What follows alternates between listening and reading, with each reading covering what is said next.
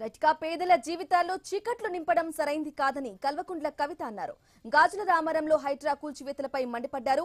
ఇళ్ల నిర్వాసితులను పరామర్శించారు. పేదల ఇల్లు కూల్చివేయడం దారుణమన్నారు.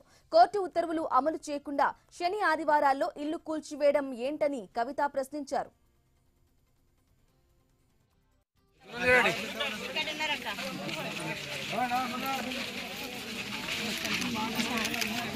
మా అలాంటి వాళ్ళు ఇళ్ళలోకి వస్తారు. ఇప్పుడు మా ఇల్లు కూల్చేసి మమ్మల్ని బయటికి లాగినా కానీ ఇప్పుడు మా దగ్గరికి ఎవరు రారు. మాకు ఆధారం ఏం లేదు. మేము బిల్డింగ్లు కట్టుకొని ఉండట్లే కదా, ఉండడానికి ఒక చిన్న ఇల్లు.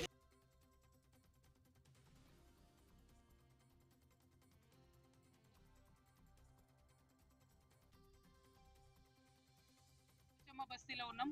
ఈ 260 ఎకరాలు అదే విధంగా ఇంకా పక్కకున్నటువంటి కొంత ల్యాండ్ మొత్తం కలిపితే ఒక 400 ఎకరాల ల్యాండ్ అనేక సార్లు కబ్జాకు గురైంది. మరి అన్ని ప్రభుత్వాలు మారుతూ వస్తున్నప్పటికీ కూడా ఆ కబ్జాను విడిపించలేకపోయినారు. ఇప్పుడు హైడ్రా సడన్ గా వచ్చేసి పెద్దవాళ్ళ జోలికి పోకుండా పేదవాళ్ళ ఇండ్ల మీద పడి రాత్రికి రాత్రి మరి మీరు ఖాళీ చేస్తారా సస్తారా అని చెప్పి చిన్న పిల్లలు ఉన్నారు. ఒక పక్క వర్షం పడుతుంది, ఇంకొక పక్క పండగ వచ్చింది. అన్ని ఉన్నటువంటి సందర్భంలో కూడా మరి ప్రత్యేకించి కూలగొట్టడం దారుణం. ఇవన్నీ ఒక పక్కనైతే కోర్టు ఇదివరకు స్పష్టంగా చెప్పింది, శనివారము ఆదివారము మీరు ఎవరి జోలికి వెళ్ళకండి, వాళ్ళు కోర్టుకు వచ్చేటటువంటి అవకాశం ఇవ్వాలి.